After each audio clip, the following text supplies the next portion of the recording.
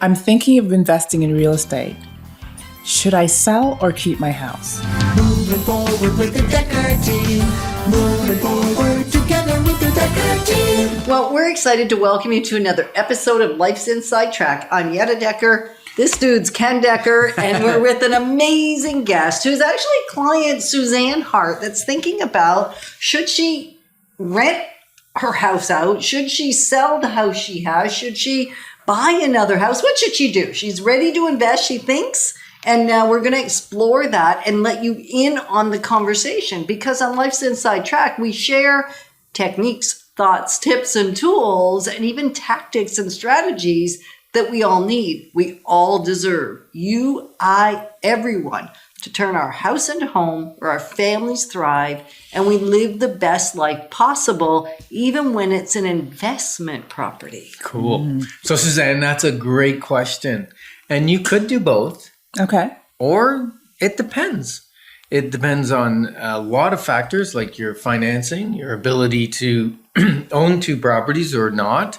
So what we generally do is, and our listeners are getting to an inside track to what we do in a consultation, really, because we're going to talk about some numbers. We're going to talk about what your goals are and what really makes sense for you. Okay. Yeah.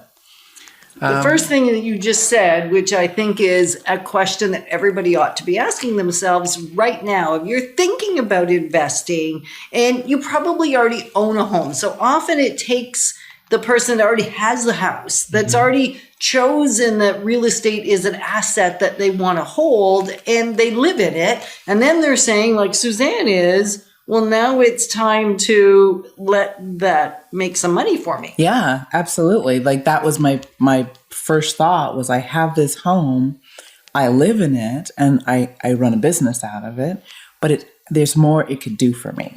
And I was looking for someone who could show me how to do that. So you haven't done it in the past. How long have you lived in the home you're in? I've been in about 9-10 years. Okay, that's perfect because you've probably built up a fair bit of equity. Some people will keep using their equity up, to pay off car loans and buy a boat and do these different things. And so we're not advocates of that. We're not advocates of that. If you haven't read the wealth formula yet, you might want to, because the first part is make sure your debt load, consumer debt load, is under control. It was interesting because one of the first things I did was I read the wealth formula, and it was really helpful. Thank you, Ken. You're welcome. Because I got to go through and check off. So I was thinking I was ready. And when I finished reading the book, I knew I was ready. Oh, cool. Cool. So even if you're in debt, kind of up to your eyeballs, and you still want to invest, that was me when I was 24, 25. I knew I wanted to buy a house. I knew I wanted to invest in real estate. And yet my spending wasn't lining up. So I was in debt. I had too much consumer debt, too many expenses, right, honey? You were there right along with me, honey. Yeah, I managed to spend some of the money too. Managed to figure that out. So getting clear on why do you want to do this? So spending wasn't a problem. No, no. Saving for investing was a problem. So getting clarity on why do you want to do this? Huge. As Suzanne's talking, you're going to hear the concepts that we're going to be asking you to do if you're thinking of investing in real estate. Like why? Yeah, what's important to you about investing in real estate? I heard that you want to make sure your home, your house, is doing as much for you as possible. Okay, what's important about that? Well, I think it's because I think we're living in a time where retirement is not as assured as it used to be, like in my parents' time. Right. So I'm looking and going, okay, so if I have to build my own nest egg, if I have to build my own retirement plan, what is the safest, most effective way I can do that and also do it in a shorter period of time? Right. So I think real estate would be a good answer to that. So that's number one. Number two is I love to travel. And so having a big house, which is what I have right now, isn't really making full sense unless it's working for me when I'm not there. Okay. So those are kind of the goals. Retirement, number one. And then making things practical and efficient is the other real goal. So let me ask you this. So you've been in your home 9, almost 10 years. And you've been thinking about this for how long?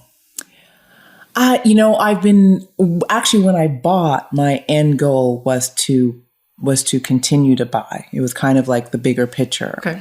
And yeah. So it's been 10 years. What stopped you so far?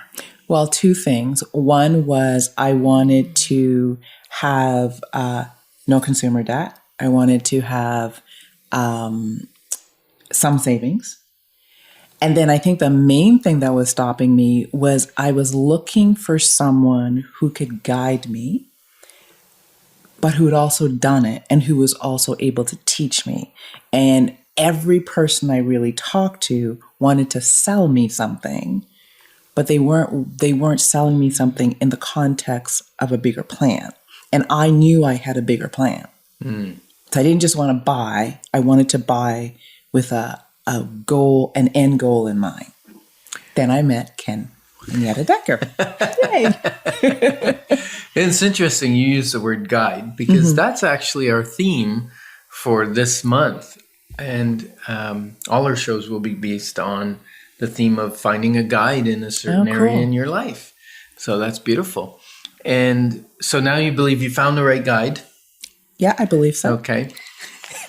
And what other obstacles do you think you're going to have to overcome maybe in your mindset? Ooh. Okay. So total candid, I'm a single woman.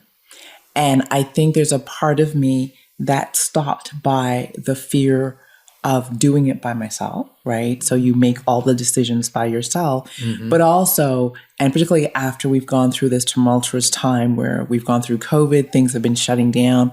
When COVID first started, I was financially in a place where I could do it, but I was like, oh, I don't know what the economy is going to do. I don't know what's going to happen with my business. It's only me. So that there's those types of fears. Yeah, valid fears too. And I'm sure, Yetta, you've run into a lot of people that have been,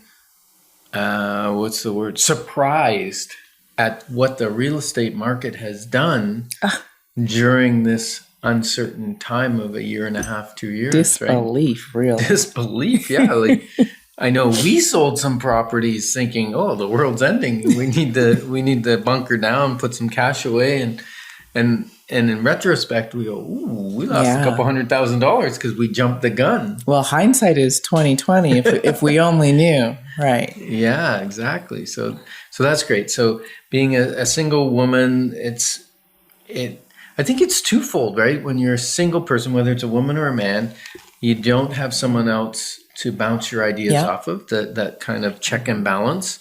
And then secondly, you don't have that safety valve because you're a single income earner. Right. If you're a family and you have 2 income earners, then if something goes south on one, at least you have some, I was thinking of the airplane analogy, but that's a bad analogy because they say when you have 2 engines, if one fails, you know what the other engine's good for?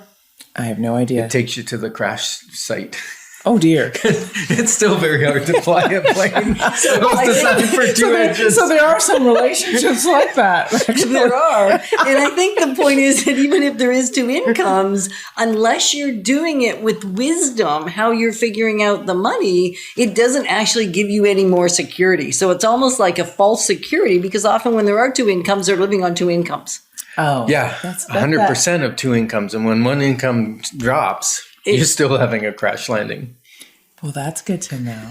Right? So it really isn't that different, although I'm sure it would feel different. And I have found all my single clients have had a slightly harder time, and I'm going to say all loosely, just to get to that decision because there isn't a strong advocate supporting the conversation. Well, I think going back to Ken's question, what has stopped me, it was the guide who could have the types of conversations that we've been having because I am a single person. Right. And I need to unpack it in my head because I have nowhere else to unpack it. Okay, well, let me see if I can swing that thought pattern around that belief structure because your single income, if you had two incomes because you were two people, right? More reason to get an investment property because now you have your income and your investment property is building wealth for you as well. So now you got two incomes. How's that? That's a great thing. So if you find something that works, here's the point. If you find that whether you sell your house or you keep it, I don't know if we fully answered that question, but we're going to continue to unpack that. If you find something that works, double down on it, is what Steve Scott said. Absolutely. And if your house is working and you're building equity in your house, double down and get two. Moving forward with the Decker team. Moving forward together with the Decker team.